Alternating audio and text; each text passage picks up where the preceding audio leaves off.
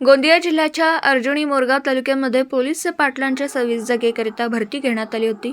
या 26 जागांकरिता 49 उमेदवारांचे अर्ज सादर केले। त्यापैकी 47 उमेदवारांचे अर्ज पात्र ठरले आणि 2 उमेदवारांचे अर्ज अपात्र ठरले। या 47 उमेदवारांनी परीक्षा दिली, निकाल सुद्धा हाती आला। मात्र काही उमेदवारांनी या परीक्षेवर आक्षेप नोंदवला असून अर्जुनी मोरगाव तालुक्यातील 26 उमेदवारांची जी भरती झाली त्या सर्व उमेदवारांचे सीसीटीव्ही फुटेज, प्रश्नपत्रिकांची सत्य प्रत आणि पेपर तपासणीचे सीसीटीव्ही फुटेज मिळवण्यासाठी या प्रकरणाची संपूर्ण सखोल चौकशी करण्यात यावी।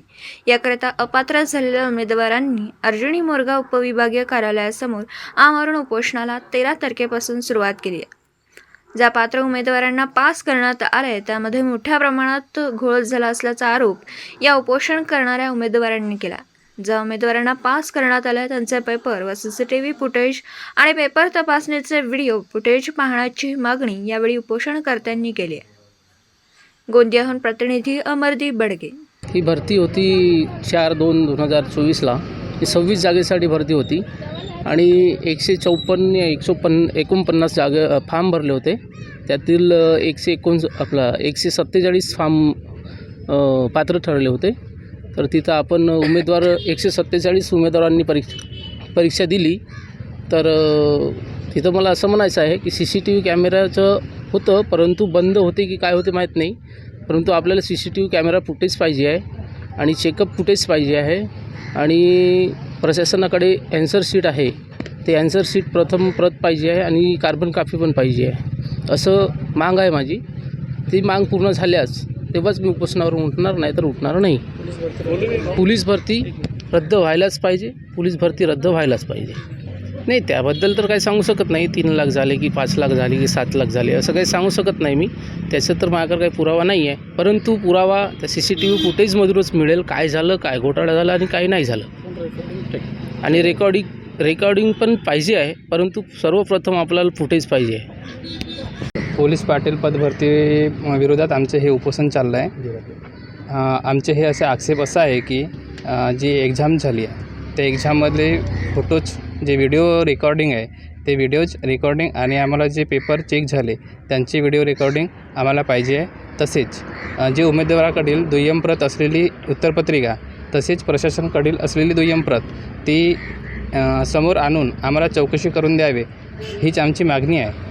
आम्हाला जे कॅमेऱ्याचे निगराणी आहात तुम्ही असे आम्हाला सांगून कोणत्याच प्रकारची गोंधळ करू नका असे आम्हाला सांगण्यात आले होते। आता आम्ही आज मागणी केलं आहे त्यांना, तर त्यांनी म्हटलं की 8 दिवसात देतो, परंतु जे पेपर चेक वगैरे झाले त्या पेपर चेकची व्हिडिओ क्लिप कॅमेरे बंद आहेत असे आम्हाला सांगितले आहे। ते आम्ही 13/2 आम्ही उपोषणाला बसलेलो आहोत, तेव्हापासून मागणी चालू आहे।